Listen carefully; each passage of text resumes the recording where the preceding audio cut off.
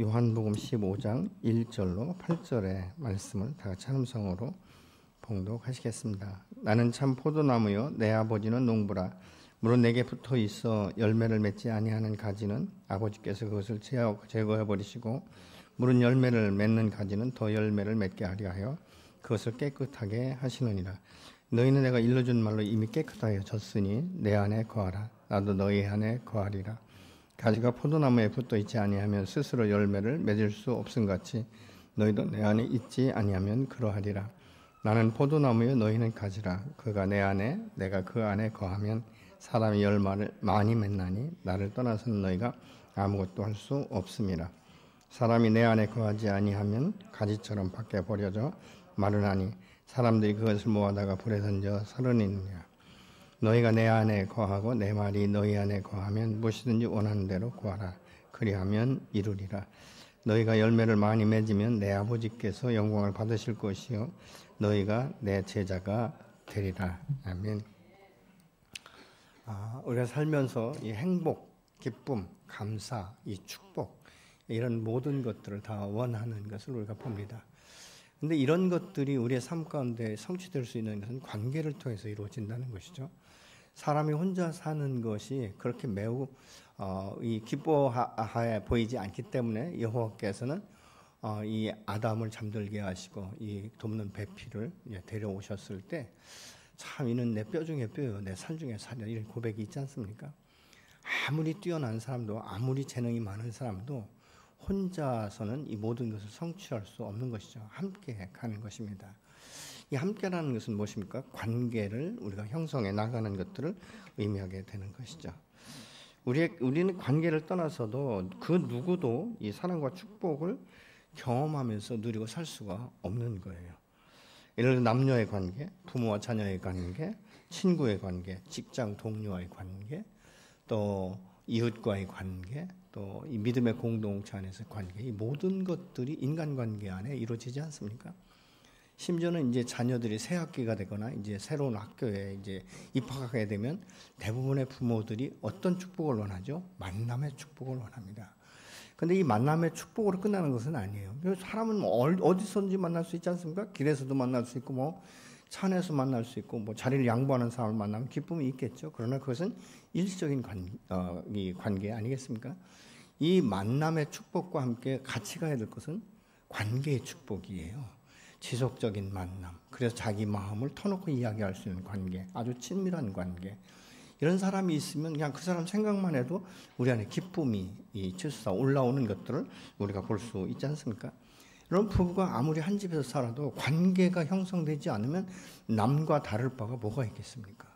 그러니까 부부가 하나가 된다는 것은 무엇이죠?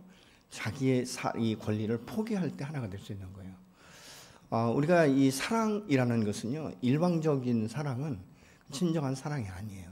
쌍방의 사랑인 것이죠. 근데 사랑이라는 것은 무엇입니까? 내 욕심을 채우는 것이 아니에요. 나의 바람을 성취하는 것이 사랑이 아니에요. 다른 사람이 원하는 것을 내가 채워주는 것. 그래서 둘이 하나가 될 때 한 몸이다. 우리가 그렇게 말하고 있는 것이죠. 성경에서도 보면 형제가 연합하여 동거하면 어찌 그리 아름다운 거. 이 동거라는 것은 무엇인가? 함께 한다는 것인데 함께 한다는 건 관계 이 안에 포함되어 있는 것이죠. 친밀한 관계. 하나님과 나와의 관계도 관계 안에서 내가 하나님과 얼마나 친밀한가. 이것을 우리가 생각해 봐야 되는 것이죠. 여러분 예수 믿고 구원받는 것을 우리는 만족하는 것은 가장 낮은 아주 그 소망일 수밖에 없는 것이죠. 무엇입니까? 내가 하나님을 만나서 죄에서 이 자유를 얻게 하시고 또 이 진리 안에서 이 참된 자유를 얻으면 내 배에서 생수강이 넘쳐날 수 있도록 하시는 하나님. 그리고 이 땅 가운데 오신 목적이 무엇입니까? 너희를 더 풍성케 하기 위함이다. 이렇게 지금 말씀하고 있는 것이죠. 예수님께서도 오늘 나는 참 포도나무다. 이것은 관계를 지금 말씀하고 있는 것이죠. 그리고 내 아버지는 농부라고 지금 말씀하고 있습니다. 여러분 농부가 씨앗을 뿌리고 나무를 심는 목적인 무엇입니까? 열매를 따기 위한 거예요. 그럼 농부는 그 열매를 따기 위한 목적을 성취하기 위해서 하나의 목표를 세우는 것이죠. 그럼 무엇입니까? 벌레 먹은 가지나 또 상한 가지나 이 시들어가는 이런 가지들은 다 쳐내주는 거예요. 어떤 데 보면요. 이 포도밭에 가보면 여러분 요즘에 한번 포도밭을 보십시오. 그 가지가 없어요. 줄기만 있고 그냥 뭉텅뭉텅 다 잘라놨거든요. 근데 어떻게 보면요, 이 포도나무는 덩쿨 식물 같아요. 얼마나 이걸 잘라주지 않으면 얼마나 많은 덩쿨이 뻗는지 모릅니다. 그리고 포도 알이 아주 작게 열립니다. 그러니까 농부는 무엇입니까? 포도 알알이 잘 열릴 수 있는 그 눈을 보고 나무 것을 보아서 그쪽으로 다 영양분을 몰아주는 것이죠. 그래서 굉장히 그 씨알이 큰 이런 포도를 수확할 수 있도록 하는 것을 우리가 보게 되는 것이죠. 그래서 주님은 지금 이 포도나무의 비유를 들어서 주님과 나와의 관계를 지금 말씀하고 있는 것이죠. 여러분, 주님께서 우리를 뭐 가지로 비유하시든 뭐 잎사귀로 비유하시든 우리는 뭐라고 할 말이 없어요. 그런데 잎사귀에서는 열매를 맺지 않습니다. 가지에서 열매를 맺게 되는 것들을 우리가 볼 수 있게 되는 것이죠. 주님은 그렇기 때문에 나는 참 포도나무예요. 그래서 나와 붙어 있어야 된다. 연결해 있어야 된다라고 지금 말씀하고 있습니다. 그래서 자신을 나타낼 때 이 주님은 굉장히 단순하면서도 사람들이 아주 편하고 쉽게 알아들을 수 있는 단어들을 참 많이 씁니다. 나는 생명의 물이다. 나는 생명의 떡이다. 나는 선한 목자다. 이렇게 이제 말씀들을 하거든요. 근데 이 말씀 가운데는 어떤 관계가 있습니까? 생명의 관계가 형성되어 있다는 것이죠. 양을 돌보는 목자는요, 자기의 생명을 걸고 양을 돌보지 않습니까? 우리가 이 예수님 말고 인간관계 다윗이 목자의 그 역할을 할 때 어떻습니까? 자기 생명을 걸고 양을 훔쳐가는 이 사자와 곰의 발톱에서 이 양을 지켜냈다. 이렇게 말하는 것을 우리가 볼 수 있지 않습니까? 그것이 선한 목자예요. 그렇기 때문에 주님께서는 오늘 또 우리의 관계를 참 포도나무와 가지의 관계를 지금 말씀하고 있는 것들을 우리가 보고 있는 것이죠. 그래서 주님은 참 포도나무로 가시면서 하나님의 농부라고 하시는 것은 무엇입니까? 그것은 그 안에서 풍성한 열매를 더 맺게 하기 위함이라고 말씀하고 있는데 2절을 같이 보시겠습니다. 내게 붙어 있으면서도 열매를 맺지 못하는 가지는 아버지께서 다 잘라버리시고 열매를 맺는 가지는 더 많은 열매를 맺게 하시려고 손질하신다. 여러분, 포도나무를 심는 목적은 무엇입니까? 열매를 맺게 하기 위해서 그렇게 된다라고 말씀하고 있지 않습니까? 이 포도나무는 그렇기 때문에 이 많은 이 줄기 가운데 모든 것들을 커트하는데 이 말은요, 사실은 우리가 다른 면으로 생각해 보면 불신자들 향해서 말씀하고 이 세상을 향해 말씀하는 게 아니에요. 믿음의 사람을 통해서 지금 말씀하고 있는 것입니다. 우리가 예수 믿고 구원받는 것은 끝나지 않는다는 것이죠. 우리의 삶을 통해서 더 풍성한 열매를 맺는데 그것은 전도의 열매다. 우리가 그렇게 볼 수 있는 것이죠. 예수 믿고 구원받은 자는 자기 구원으로 만족해서는 안 되는 것이죠. 내 주변 사람들을 주께로 인도해서 아름답고 풍성한 열매를 맺을 수 있는 것. 주님께서 제자를 부르실 때도 그들에게 말씀하신 것이 무엇입니까? 너희는 이제는 더 이상 고기 잡는 어부가 아니라 사람을 낚는 어부가 되게 될 것이다라고 분명히 말씀하고 있지 않습니까? 그래서 우리 가족 가운데 나 홀로 구원받은 것으로 만족하고 춤을 추고 기뻐하실 수 있겠습니까? 우리가 노심초사 생각하는 것이 무엇이죠? 내가 예수 믿고 구원받고 그 안에서 기쁨을 내가 맛보기 시작하면서부터 내 안에 고민이 있고 근심이 되는 것이 무엇입니까? 가족 구원인 거예요.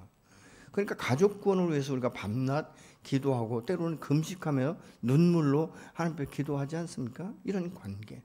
여러분, 예수 믿고 나면 나는 주님과의 친밀한 관계가 있어야 돼요. 그 말씀을 내가 들을 수 있어야 되는 것이고 그 말씀 앞에 순종할 수 있는 믿음이 우리 안에 있어야 되는데 이 믿음이 하루아침에 성장하지 않아요. 저희 아내가 요즘에는 이제 콩나물도 기르고 뭐 숙주나물도 기르는데요. 하루가 달라요. 이게 처음에 싹 나는 것이 조금 시간이 걸리지 싹이 나서 물을 주기 시작하면 하루가 다르게 이게 성장하는 것을 볼 수 있는데 우리의 신앙은 그만큼 성장하진 않지만 조금씩 보이지 않게 성장되어 가는 것들을 우리가 봅니다. 참 사람이 나이를 먹다 보면요, 자기 나이에 그 연령에 맞는 생각을 잘 못해요. 그래서 어떤 것을 보고 야, 시간이 지났다, 내가 나이가 더 들었다, 이건 어떻게 느끼죠? 아이들의 성장하는 모습이에요. 아니 엊그제만 해도 그냥 빨가벗고 다니는 애가 그냥 어느 순간에 보면 커가지고 학교 다닌다, 이렇게 이제 이야기하는 것을 보면 참 세월이 많이 흘렀다, 이런 것들을 그때서 우리가 느끼게 되지 않습니까?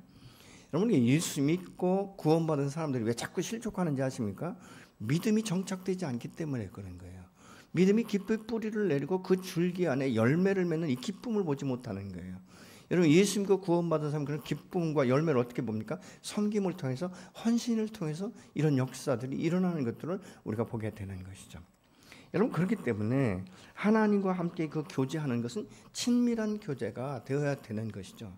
우리가 아버지라는 이름만 불러도 내 마음에 평안이 오고 기쁨이 오고 안정감이 와야 되는 것이죠.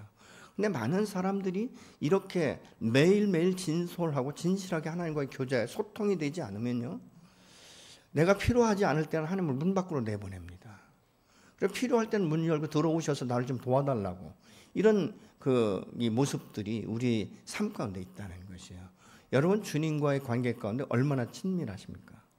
내가 아버지라고만 불러도 내 곁에 계시고 내게 응답하시고 왜 그래? 뭐 때문에 그러냐고 이렇게 친밀하게 다가오시는 하나님 아버지로 느껴지십니까? 아니면 아무리 불러도 대답 없는 그 하나님처럼 메아리조차도 들리지 않는 이런 하나님으로 여러분 느껴지십니까? 하나님 아버지를 부를 때 여러분 어떻습니까? 친밀합니까? 기쁘십니까? 내가 오늘 하나님을 만나서 하나님의 음성을 들었어. 그 하나님 앞에 나가 기도할 때도 여러분 어떻습니까? 기대감이 있습니까? 그 소망과 믿음이 있습니까? 이것이 없으면 무엇입니까? 사람들이 대개 보면요, 이렇게 기도하고 하나님과 친밀한 관계에 있지 않으면 인간의 방법으로 해볼 거 다 해보고 안 되면 그때서 기도나 해볼까? 이렇게 맨 마지막 순위가 하나님이라는 것이죠. 여러분 이런 사람들과 하나님이 얼마나 친밀할 것 같습니까? 그래서 주님께서는 오늘 또 4절에서 이렇게 말씀하고 있지 않습니까? 내 안에 거하라 나도 너희 안에 거하리라. 가지가 포도나무에 붙어 있지 않으면 스스로 열매를 맺을 수 없음 같이 너희도 내 안에 있지 하면 그러하리라. 이 거한다는 말의 원어상의 의미는 머무르다, 살다, 존재한다, 변함없이 항상 머물러 사귐이 있다, 이런 뜻이에요. 주님은 한 번도 나를 외면하시지 않으셨어요. 주님은 내 안에 들어오셔서 한 번도 나갔다 들어오시는 적이 없으세요. 그런데 내가 왜 주님이 내 안에 계시지 않은 것처럼 느낍니까? 내가 그렇게 주님을 취급하고 있는 거예요. 내가 주님을 그렇게 지금 대우하고 있는 것이다, 그 말입니다.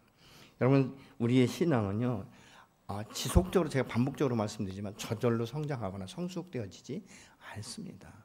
여러분 우리가 부모들이 아이를 낳기만 하면 애가 크나요? 얼마나 정말 긴 자리, 마른 자리 다 그 뭐 기저귀 갈아주고 별거 다 해주지 않습니까? 얼마나 많은 영양식으로 공급을 하려고 많은 노력을 하지 않습니까? 그러니까 이런 그 부분들을 보면 참 지성을 다해서 부모들이 자식을 양육하고 있지만 자녀들이 성장하면 부모가 자기를 보살폈다는 생각을 하지 않고 부족한 것, 도와주지 않은 것, 채워주지 않은 것만 가지고 원망하는 이런 모습들을 우리가 보게 되는 것이죠.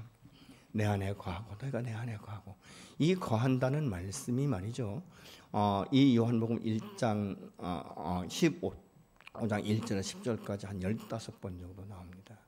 얼마나 이 거하는 것, 함께하는 것, 내주하는 이런 것들이 얼마나 필요하면, 얼마나 중요하면 주님께서 그렇게 말씀하시겠습니까? 우리가 주님 안에 거한다, 이것은요 내가 먼저 찾아간 것이 아니에요. 그분이 내가 죄인 되었을 때, 하나님의 음성을 듣지 못할 때, 내가 세상 풍속을 쫓아다닐 때 주님이 먼저 내게 찾아오신 줄로 믿습니다. 요한계시록 3장 20절을 같이 보시겠습니다. 볼지어다 내가 문 밖에 서서 두드리노니 누구든지 내 음성을 듣고 문을 열면 내가 그에게로 들어가 그와 더불어 먹고 그는 나와 더불어 먹으리라. 주님과 내가 하나가 되는 것은 내가 먼저 찾아간 것이 아니에요. 여러분 우리가 죄인 되었을 땐 그 하나님이 어떤 분인지도 몰랐어요. 예수님이 어떤 분인지도 몰랐어요. 그냥 들리는 소문에 그냥 젊은이가 십자가에 대신 죽었다고 말하더라 이러면서 무엇을 봅니까? 우리가 신앙을 보고 하나님에 대한 평가를 믿음의 사람을 보고 평가하는 거예요. 예수 믿으면 뭐해? 나는 예수 믿지 않아도 너보다는 의로워. 나는 예수 믿지 않아도 정직해. 나는 예수 믿지 않아도 정말 많은 사람들을 섬기고 있어, 돌보고 있어. 이런 이야기들을 푸지기수로 많이 합니다. 여러분 이것들은 왜 그렇습니까? 예수 믿는 사람들이 그냥 건성으로 신앙생활하기 때문에 그런 거예요. 그 안에 말씀이 들어가고 생명의 말씀, 진리의 말씀이 들어가면요, 때로는 우리의 마음을 휘저어 버리거든요. 때로는 마음을 찢을 때가 있는 거예요. 마음을 찢는 것이 무엇입니까? 내가 죄인인 것을 드러내게 하고 내가 지금 행동하고 내가 살고 있는 이 모습들이 하나님 보시기에 합당하지 않다는 것 때문에 내 마음에 갈등이 오는 거예요. 고민이 생기는 거예요. 어떤 분은 그런 이야기 하더라고요. 내가 기도하지 않는 이유 중에 하나가 뭔지 아냐? 그걸 어떻게 알겠어요, 제가 속에 있는 마음을. 그때 이렇게 말해요. 기도하면 하나님이 자기를 부르셔서 뭘 하라고 하실까 봐 두려워서 기도를 못 하겠다는 거예요. 여러분, 이것은 무엇입니까? 그 신앙에 대한 기본조차도 잘 안 돼 있는 것이죠. 여러분, 우리 주님께서 모든 사람을 부르신 것은 무엇입니까? 구원을 향하여서는 하나님께서 모든 사람을 다 부르셨어요. 예수 믿고 구원받을 수 있도록. 그래서 우리의 이번에 죄인 되어서 내 마음의 문이 닫혔을 때 세상 풍속을 쫓는 것이 일시적인 기쁨, 이 쾌락, 여기에 내가 빠져 있을 때 계속적으로 내 마음 가운데 그 마음의 문을 두드리신 거예요. 나는 너의 안에 들어가서 너와 함께 살고 싶다. 정말 네가 진정한 이 자유, 정말 내가 이 땅 가운데 태어난 목적이 무엇인지 내가 너와 더불어 함께 그 일을 성취하고 싶다라고 지금 말씀하고 있는 것이죠. 나도 모르게 이 말씀들이 한 번, 두 번 귓전을 스쳐서 바람처럼 스쳐 지나가던 이 말씀이 어느 날 순간적으로 내 마음 가운데 자리를 잡고 내가 죄인이라는 것을 깨닫게 하고 그래서 죄인인 것을 깨닫는 순간 자백할 수밖에 없는, 이 고백할 수밖에 없는 이 심령을 주시지 않습니까? 그러면서 우리가 고백하고 나서 하는 말이 무엇입니까? 내가 무엇이간데 하나님 나를 이렇게 사랑하셨습니까? 내가 무엇이간데 당신 하나밖에 없는 이 독생자를 이 땅 가운데 보내시고 수많은 사람 가운데 어떻게 나를 기억하시고 내 마음에 노크를 하시고 내 마음의 문을 열 수 있는 믿음을 주셨습니까? 이런 고백이 저절로 나오지 않습니까? 죄인인 내가 하나님의 말씀을 들으로 믿음이 생기고 그 말씀이 믿어지면 차츰차츰 그 믿음이 굳어지기 시작하는 것, 깊은 뿌리를 내리기 시작한다는 것이죠. 깊고 넓은 이 뿌리를 내리는 것이죠. 때로는 내가 신앙생활할 때 핍박이 옵니다. 고난이 옵니다. 고통이 옵니다. 이럴 때 우리가 뿌리채 뽑히지 않는 것은 무엇입니까?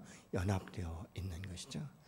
태풍이 오면요, 굵은 나무도 다 부러지거든요. 다 쓰러진단 말이죠. 뿌리채 뽑히는 것도 있어요. 근데 어떤 한 산에는요, 굉장히 밀집된 이 소나무 집단이 있었는데 하나도 꺾어지지 않았다는 거예요. 그래서 그 원인이 무엇인가를 보니까 이 나무 뿌리가 서로 엉겨가지고 아주 그 넓게 또 깊게 뿌리를 내렸기 때문에 그 소나무 밭에 있는 소나무가 한 그루도 뽑히지 않았다. 이렇게 말하는 것을 제가 책에서 본 적이 있습니다. 주님께서 내 안에 들어오시면 계시로 기록된 말씀들을요 풀어갈 수 있도록 우리에게 지혜의 영을 더하시는 거예요. 그래서 기도하는 마음으로 말씀을 보다 보면 나도 모르게 이 말씀들이 풀어지고 그래서 우리가 말씀을 보면서 때로는 눈물을 흘리게 되는 것이고 회개하는 것 아니겠습니까? 주님 그렇습니다. 지당하신 말씀입니다. 내가 하나님을 모를 때 내가 이렇게 살았습니다. 얼마나 내가 죄악 가운데 있으면서도 내가 그걸 몰랐습니다. 여러분 사도 바울은요 굉장히 율법적으로 해백한 사람이었어요. 율법을 범하지 않으려고 얼마나 많이 노력을 했겠습니까? 그러니까 율법을 가서 말할 때 사도 바울이 누구한테도 꿀리질 않았어요. 근데 이 다메섹에서 예수를 만난 후에 그가 이제 아라비아로 한 3년간 있었다고 말하겠는데 주님의 일을 이 사명을 감당하면서도 늘 그 마음 가운데 고민이 뭔지 아십니까? 내가 얼마나 큰 죄인인지. 그래 그가 나중에 이런 말을 하지 않습니까? 나는 죄인 중에 괴수다라고 말하고 있는 거예요. 여러분 사도 바울이 죄인 중에 괴수라는 말을 하면 얼마나 죄를 많이 졌으면 이런 생각을 하는데 아니에요. 주님 안에서 계속적으로 자기의 키가 깊은 이 속내를 바라보니까 모든 생각하는 것이 내 이기적이고 중심적이고 교만하고 이런 높아진 마음들을 보니까 그 바울이 말하는 거예요. 내가 아무리 해결을 하고 벗겨도 끊임없이 이 죄악들이 내 안에서 드러나는구나. 오만한 곤고한 죄인이로다. 누가 나를 이 죄에서 건져낼까? 이런 한탄스러운 말을 하는 것들을 우리가 보게 되는 것이죠. 여러분 주님의 성령이 내 안에 오지 않으면 이 말씀은 기록된 말씀들은 풀어지질 않습니다. 이해가 되지 않아요. 국어사전을 찾으면 그 단어의 뜻은 알 수 있을지 모르지만 그 깊이에 있는 이 진리, 이 말씀이 누구를 향한 것인지를 분간조차 못한단 말이죠. 그런데 예수를 믿으면 그의 학벌이 어쩌든지 그의 경력이 어떠든지 교육 수준이 어떠든지 그거 상관없는 거예요. 말씀들이 풀어지기 시작하는 거예요. 야, 이 말씀은 이런 뜻이다. 그래서 어떤 때는 우리가 기도하면서 하나님 이 말씀의 의미가 뭐죠? 이 뜻이 무엇이죠? 자꾸 질문하는 거예요. 그러다 보면 하나님께서 어느 순간에 이 말씀의 의미는 이것이고 이 말씀의 뜻은 이것인데 너가 지금 적용할 것은 이것이다라고 말씀하실 때가 있는 것이죠. 그 깨달음을 주실 때가 있는 거예요. 그래서 우리가 삶의 변화를 가져오는 거예요. 여러분, 자녀들을 말로 모든 행동을 바꾸신 부모님 계시면 한번 손 들어보세요. 아주 대단하신 분입니다. 근데 아이들은요, 좋은 말을 하면 다 잔소리로 알아들어요. 그러니까 씨알도 안 먹는 경우가 얼마나 많은지 모릅니다. 엄마는 내가 알아서 한다는데 알아서 하긴 뭘 알아서 해요. 내가 보면 여전히 철이 없죠. 그 30이든 40이든 상관이 없는 거예요. 여전히 철없는 그 어린아이 같은 이런 행동들이 보일 때가 있다는 것이죠. 그러나 하나님의 말씀이 내 안에서 풀어지기 시작하면 나도 모르게 내가 죄인인 것을 고백하고 하나님 앞에 회개하는 이런 역사들이 일어나게 되는 것이죠. 그래서 기도하지 않을래야 않을 수 없는 이런 결과를 가져오는 거예요. 여러분, 내가 왜 주님의 말씀을 보고 들으면서도 변화가 안 되는지 아십니까? 아직도 내가 살아서 그래요. 아직도 내 자존심이 너무 강력하기 때문에 우리가 그 변화를 추구하지 않는 거예요. 왜? 이 자존심마저 내려놓으면 나는 없다라고 생각하는 거예요. 여러분, 주님의 말씀 안에 내 자존심을 십자가에 못 박아야 되는 줄로 믿으시기 바랍니다. 왜냐하면 나는 이미 주의 말씀 안에서 예수와 함께 십자가 못 박혀 죽은 것이에요. 갈라디아서 2장 20절은 이렇게 말합니다. 내가 그리스도와 함께 십자가에 못 박혔나니 그런즉 이제는 내가 사는 것이 아니요 오직 내 안에 그리스도께서 사시는 것이라. 이제 내가 육체 가운데 사는 것은 나를 사랑하사 나를 위하여 자기 자신을 버리신 하나님의 아들을 믿는 믿음 안에 사는 것이라. 아멘. 나의 옛사람은 이미 십자가 못 박혀 죽었다는 거예요. 여러분, 죽은 사람은 움직일 수 있고 죽은 사람은 불러도 대답이 없어요. 그래서 이 주님, 내가 죽어질 때 주님과 하나가 되어지는 거예요. 내가 죽어질 때 주의 생명의 역사가 내 안에서 일어나기 시작하고 그 말씀이 나의 삶을 주관하고 내 생각을 주관하게 되는 것이죠. 그래서 주 안에서 주님과 하나 되는 것은 은혜며 기쁨이며 감사가 되는 줄로 믿으시기 바랍니다. 그래서 이 본문 5절은 이렇게 말씀합니다. 나는 포도나무요 너희는 가지이다. 사람이 내 안에 머물러 있고 내가 그 안에 머물러 있으면 그는 많은 열매를 맺는다. 너희는 나를 떠나서는 아무것도 할 수 없다. 세번역 성경은 그렇게 말씀하고 있습니다. 이 포도나무와 가지는 불과분의 관계예요. 그렇기 때문에 가지가 아무리 노력한다고 해서 스스로 열매를 맺을 수가 없는 거예요. 가지는 단순하게 붙어 있는 거예요. 그러니까 붙어 있으면 그 줄기에서부터 그 뿌리로부터 올라오는 이 영양분을 공급받기 때문에 열매가 맺혀지는 것이죠. 여러분, 열매가 맺혀졌다고 막 가지가 아무리 몸부림쳐도 커지질 않아요. 열매는요. 양분이 충분히 공급되어질 때 하루가 다르게 열매가 커지는 것들을 우리가 볼 수 있게 되는 것이죠. 우리가 여러분 주님 안에서 아무리 몸부림치고 노력해 보세요. 아무런 열매도 없어요. 그리고 내가 열매를 맺는 것은 굉장히 자기중심적이고 이기적인 열매. 어떻게 보면 육체의 소욕을 달성하기 위해서 몸부림치는. 그래서 그것을 위해서라면 막 하루 25시간도 모자랄 만큼 열심히 해서 그나마 먹고 사는 정도지 더해지는 것이 없다는 것이죠. 근데 주님이 말씀하시는 대로 내가 순종하면 기적을 우리가 날마다 내 삶 가운데 경험되어지게 되는 줄로 믿습니다. 사도 바울은 이렇게 말해요. 내가 오늘날 이렇게 되어서 내가 살 수 있는 것은 그 모두가 하나님의 은혜다라고 이 빌립보서 1장 21절에서는 말씀하고 있습니다. 그리스도 안에서 옛 자아가 죽었음을 선포하고 하나님과 하나 되기 위해서는 하나의 연합이 필요한 것이죠. 아까도 말씀드렸지만 둘이 하나 되는 것은 사랑 안에서만 가능합니다. 희생을 통해서만 가능한 거예요. 여러분, 두 부부가 내 말 좀 들어줘, 나를 사랑해줘, 내가 원하는 거 다 해줘 이렇게 하면요, 그 두 부부는 날마다 기차의 레일과 같은 거예요. 아무것도 만족할 수 없어요. 왜냐하면 상대방도 자기 것을 채우고 싶지 않습니까? 어떻게 돼야 됩니까? 합류 지점이 있는 거예요. 포기하는 것이죠. 그래, 당신이 그렇게 원하면 내가 해줄게. 이런 것들이 이루어지는 것들을 우리가 봅니다. 어떤 데 보면 저희 아내가 별로 자기가 잘못한 것도 없어요. 근데 제가 이거 왜 이렇게 해서 그럼 무조건 잘못했다 이렇게 얘기하거든요. 근데 사실 보면 잘못한 것은 없는 거예요. 근데 먼저 선수를 치는지 모르지만 잘못했다고 말하니까 할 말이 없는 거예요. 그 뭐가 잘못됐어? 그래. 뭐 이렇게 돼버리는 것을 제가 어떤 때 삶 가운데 순간순간 느끼게 되는 것을 우리가 보게 됩니다. 우리가 하나 될 수 있는 것. 여러분 요한복음 17장에 보면 예수님께서 나와 하나님이 하나가 된 것처럼 나와 이들이 하나 되기를 원합니다 라고 말씀하시는 것을 우리가 볼 수 있게 되는 것이죠. 예수님이 이 땅 가운데 오실 이유가 없어요. 이 땅 가운데 오셔서 뭐 천국의 삶을 포기하고 이 땅 가운데 오셔서 십자가에 죽으실 이유가 하나도 없습니다. 왜냐하면 그분은 천지를 지실 때 성자 하나님으로 함께 역사하셨던 하나님이세요. 근데 왜 이 땅 가운데 오시죠? 하나님 왜 당신의 독생자 성자 하나님 이 땅 가운데 보내십니까?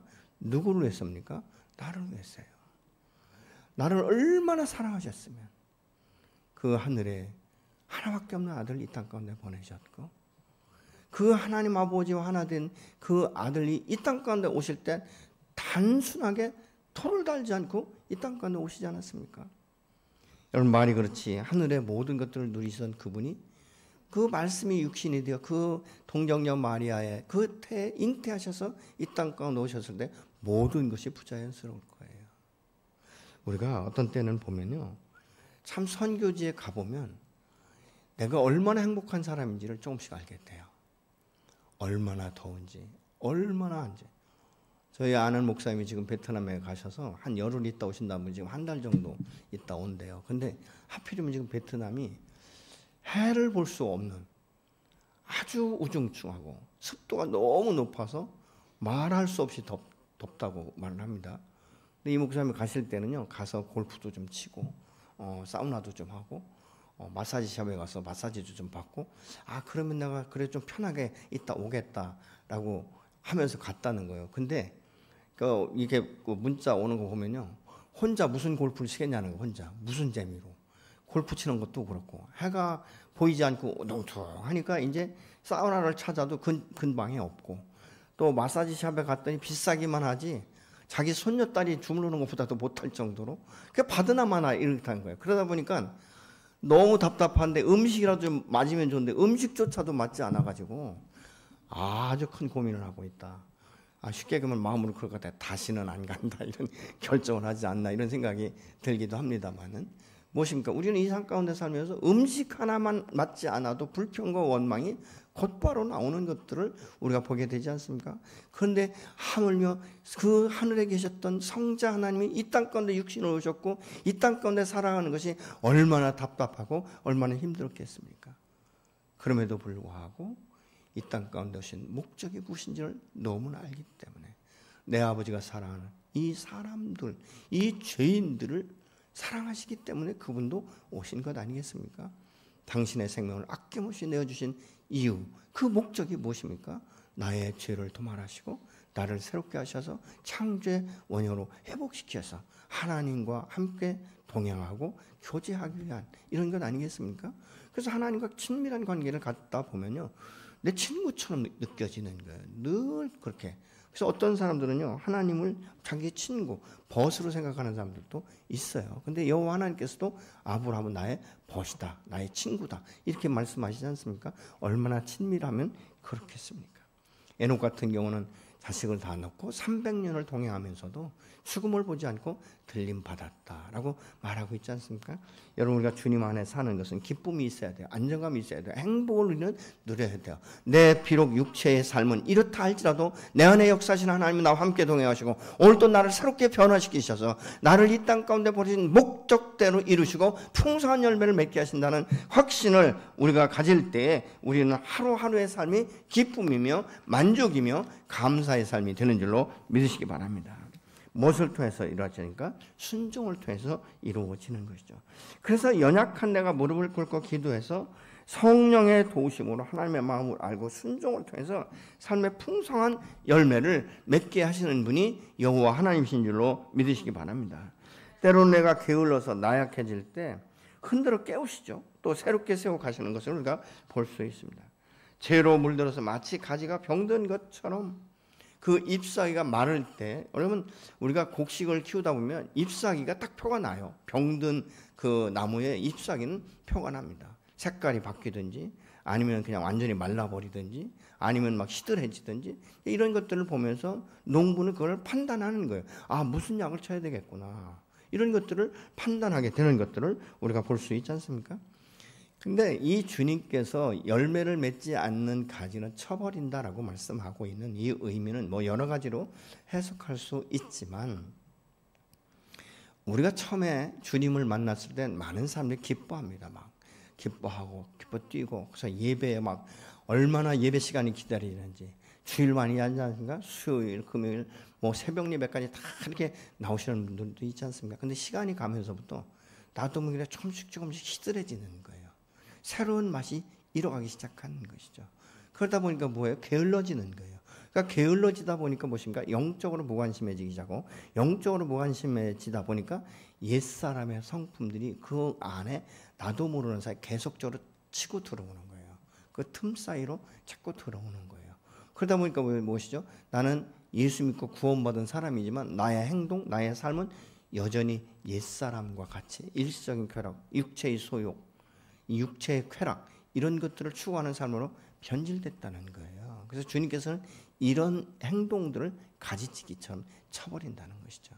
여러분, 얼마나 고통스럽겠습니까? 내가 마땅히 누릴 수 있는 것들을 누리지 못한다고 생각하면 이것이 하나의 고통이다, 순환이다, 이렇게 생각할 수 있지만, 주님은 왜 그걸 제어하실까요? 그것을 제어하여야 내 삶이 회복되기 때문에, 내 믿음이 성숙될 수 있기 때문에 그렇습니다. 여러분, 농사를 지어보신 분들은 알지만요, 가지가 많이 무성한다고 열매가 많지 않습니다. 이 감나무도 말이죠, 열매를 맺으면 대부분 따냅니다. 복숭아도 사과도 다 보면 다 따내는 이런 작업들을 하거든요. 근데 그런 것들은 왜 그렇습니까? 나머지 열매가 더 크게 맺힐 수 있도록 그렇게 하는 것을 우리가 보게 되는 것이죠. 저희 시골에, 저희 사촌 형네에 포도나무가 하나가 있었어요. 근데 이게 줄기를 쳐주지 않으니까 얼마나 번성하게, 그냥 해마다 걸음을 주니까 번성하게 줄기를 뻗는지 모릅니다. 근데 열매가요, 얼마나 다닥다닥 붙어 있는지 몰라. 근데 큰 열매는 하나도 없어. 마치 청포도 아주 작은 알처럼 그렇게 포도알이 작은 거예요. 그래서 한번 물어봤죠. 아니, 포도밭에 있는 포도는 잘 열리는데 형네 포도는 왜 이렇게 다 핫발이냐, 이렇게. 왜 이렇게 그 포도송이도 포도 같지 않은 열매를 맺는다 그랬더니, 아, 내가 관리할 줄 몰라서 그런다. 그게 저희 사촌 형이 이야기한 적이 있습니다. 여러분, 우리의 삶도 믿음이 성장하려면요, 가지치기 해야 돼요. 우리의 옛 습관들을 꺾어내야 되고, 자꾸 세상을 사랑하고 내 육체의 소욕을 탐하는 이런 이 모든 것들을 자꾸 끊어내는 이 작업이 우리에게 필요한 줄로 믿습니다. 그것은 내가 하는 것이 아니라 성령께서, 이 성령, 하나님 아버지께서 그 일을 행하시도록 도와주시는 거예요. 그래서 순간순간 하나님 그것들을 보여주시는 것들을 우리가 볼 수 있게 되는 것이죠. 우리가 하나님을 떠나 있을 때 죄인의 삶을 살 수밖에 없었고, 그 행동은 하나님에 의해 예속되지 않았기 때문에 제멋대로 살았다는 거예요. 근데 그때 성경은 어떤 열매를 내가 맺혔느냐, 이렇게 지금 질문하는 것을 볼 수 있습니다. 로마서 6장 21절입니다. 여러분은 그때에 무슨 열매를 거두셨습니까?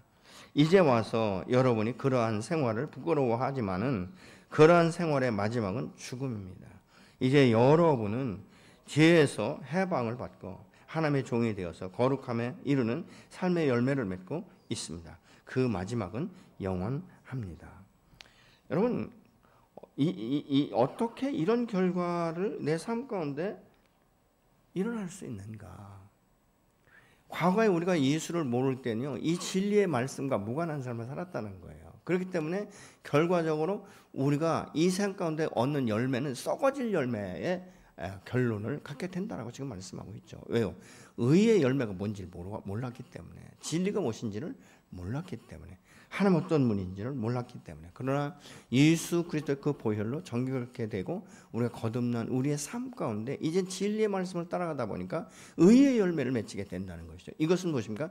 영원한 생명의 열매다, 이렇게 지금 말씀하고 있지 않습니까? 그래서 로마 7장 4절 5절은 이렇게 말씀합니다.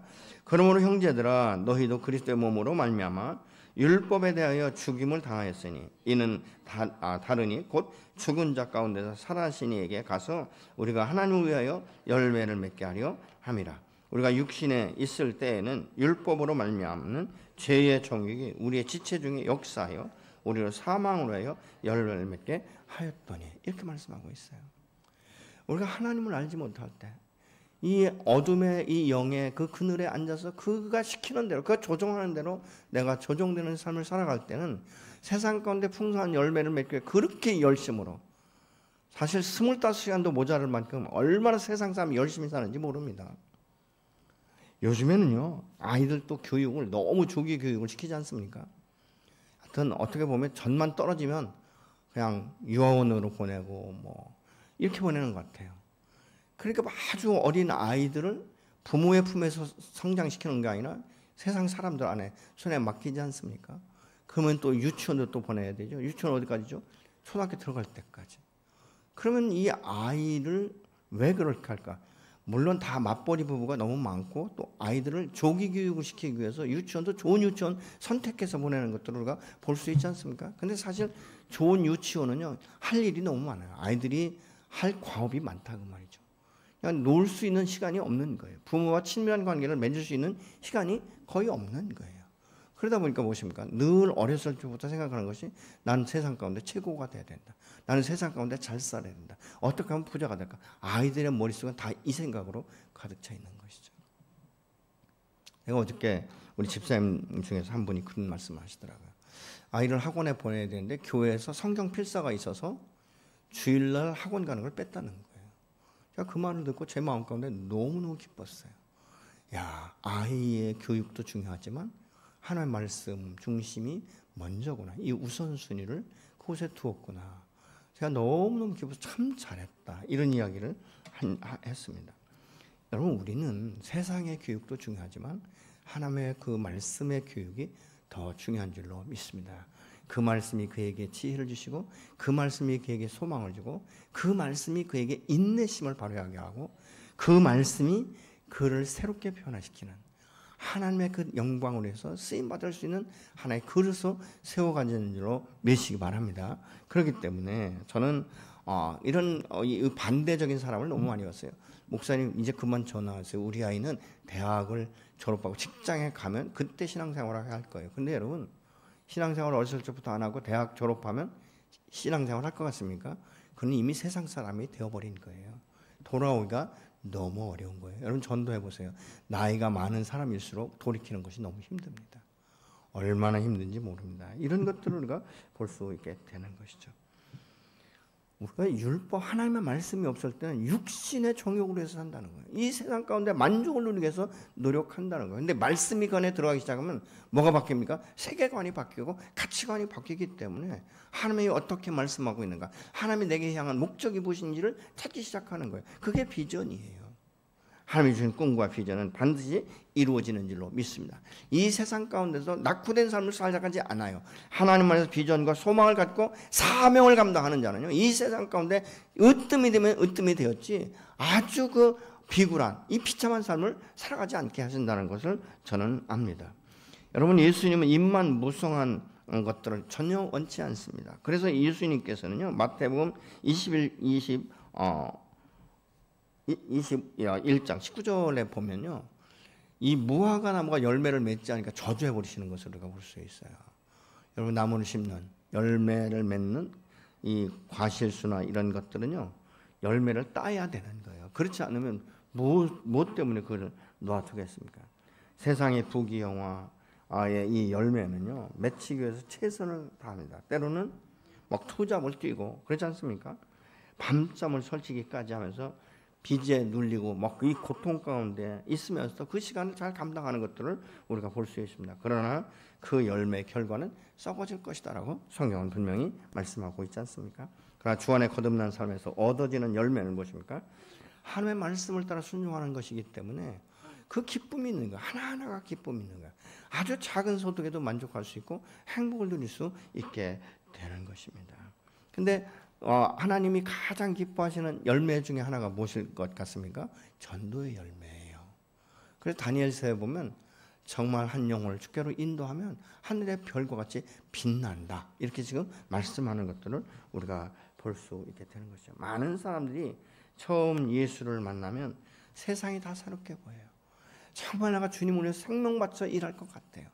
근데 시간이 지나면서부터 자꾸 느슨해지기 시작하는 것이죠. 아, 이것도 별거 아니다. 그래서 어떤 분들은요, 하나님 내가 첫사랑을 회복시켜 주십시오. 그런데 여러분, 첫사랑으로 돌아가면 똑같이 안 할까요? 첫사랑이 아니에요. 여러분, 사랑은 깊어져야 되는 거예요. 시간이 필요한 거예요. 관계가 필요한 거예요. 서로 녹아지는 것이, 서로 깎이는 이런 시간들이 필요한 거예요. 여러분, 여호와의 말씀이 내 안에 있다고 해서 내가 바로 순종합니까? 아니요. 믿음이 있어야 순종하는 거예요. 그때 그 말씀이 내 안에 들어와서 내가 아직 준비되지 않았으면 갈등의 요인이 되기도 하는 거예요.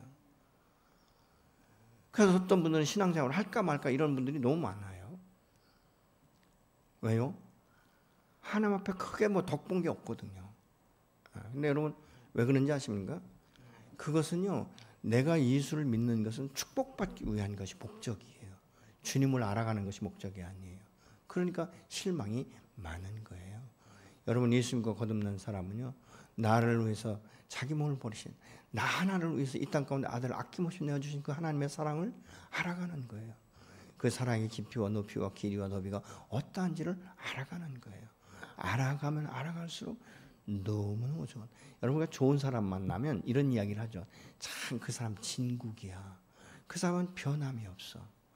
여러분 주변에 이런 사람 한 대여섯 명만 있으면요, 행복한 사람입니다. 근데 여러분도 그런 사람이 되어줘야 돼요. 여러분도 다른 사람이 볼 때 참 그 사람은 진국이다. 변함이 없다. 요사바사하지 않는다. 이런 믿음의 사람이 돼야 될 줄로 믿습니다. 그래서 주님은 우리 믿음의 삶을 뭐라고 말할까? 빛과 소금의 직분을 감당해야 된다라고 말씀하고 있는 거예요. 주님은 우리를 말씀을 통해서 우리를 새롭게 세우시고 강건케 하셔서 이 세상 가운데 빛으로 소금으로 역할을 감당하게 하시는 줄로 믿습니다. 여러분, 우리가 큰 배에요, 작은 바늘구멍만한 이 구멍이 뚫리기 시작하면 처음엔 표도 안 난다는 거예요. 근데 나중에 시간이 가고 세월이 가다 보면 이게 물이 점점점 불어나고 구멍이 커져서 어떻게 됩니까? 결국은 침몰하게 된다는 것이죠. 여러분, 우리 신앙도 마찬가지죠. 처음에는 뭐 내가 신앙생활 제대로 안 해도 표도 안 나요. 뭐 갑자기 무슨 병들어 죽는 것도 아니고, 그렇지 않습니까? 그런데 세월이 지나고 시간이 지나다 보면 내 안에 믿음이 없는 것을 발견해요. 아무것도 남지 않은, 여전히 내 생각은 믿음이 있는 것 같지만 내 삶을 움직일 수 있는 동력이 없는 거예요.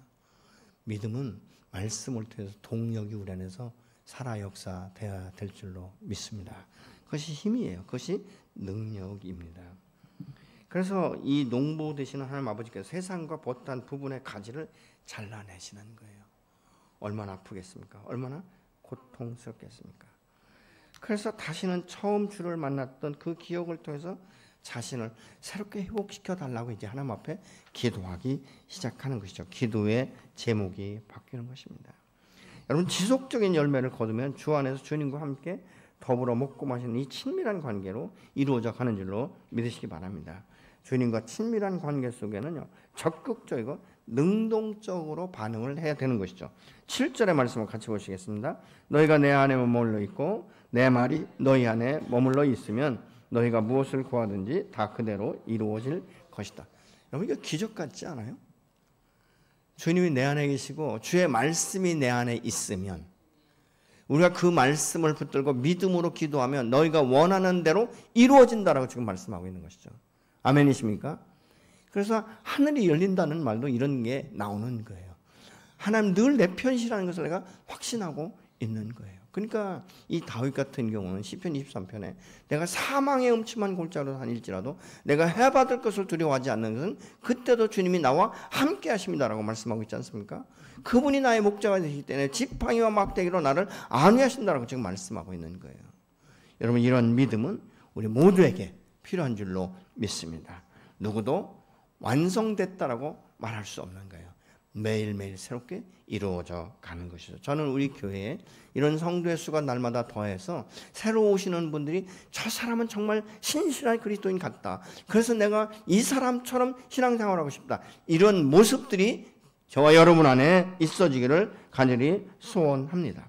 여러분, 만약 부부가 아까도 말씀드린 한 집에 살면서 관계도 하지 않고 대화도 하지 않고 날마다 산다면 뭐 남이나 다를 바가 뭐가 있겠습니까? 여러분 정말 친밀한 이 부부가 되기 원해서는요, 위해서는 어떻게 됩니까? 대화가 시작돼야 돼요. 대화할 때 시작대가 없는 얘기 하지 마 이런 게 아니라 당신은 그렇게 생각하는구나. 정말 당신이 힘들었겠다. 고맙다. 이런 말을 하고 가끔은 좀 외식도 하고 가끔은 찻집에 가서 멍 때리기도 하고 같이 대화하고 여러분 이러다 보면요 굉장히 친밀해지는 거예요. 많은 사람들이요 연애할 때는 막 엄청난 꿈을 꿉니다. 야, 내가 신기루를 만난 것 같아요. 내가 이 남자 아니면 어떻게 내가 살았을까 이런 생각을 합니다. 결혼하면서부터 조금씩 달라지기 시작하죠. 생각이 달라지고 기쁨이 조금씩 사라지기 시작하고 이게 또 성품이 맞지 않으면 막 티격태격 하다 보면 시간이 갈수록 점점 멀어지는 거예요. 얼마나 후회하는지. 어떤 분들은 그러더라고요. 내가 발등을 찍고 싶다. 발등 찍는다고 문제가 해결됩니까? 그건 왜 그렇습니까? 친밀한 관계를 하지 않기 때문에 그런 거예요. 그러니까 함께 있고 함께 자고 함께 먹고 함께 마시고 대화하는 것. 이 친밀한 관계는요 매일 만나서 대화하는 거예요. 대화하지 않으면요 그 속 사람이 뭘 원하는지 잘 몰라요. 특별히 남자들은 이런 게 조금 둔해요. 다 그런 건 아니고 저는 많이 둔한 편이에요. 여러분은 어떻습니까? 아내가 무슨 생각을 하고 있는지, 무엇 때문에 서운하고 있는지, 무엇 때문에 슬퍼하는지, 무엇 때문에 마음 아파하는지 아십니까? 혹시 물어보시기는 합니까? 당신 요즘에 굉장히 얼굴이 우울해 보이는데 왜 그래? 힘들어 보이는데 왜 그래? 이렇게 묻는 남편 혹시 계십니까? 뭐라고 하면 당신은 내 마음 몰라. 내가 모르긴 뭘 몰라. 뭘 몰라. 모르긴 진짜 모르지. 왜 그렇습니까? 소통이 안 돼서 그래요.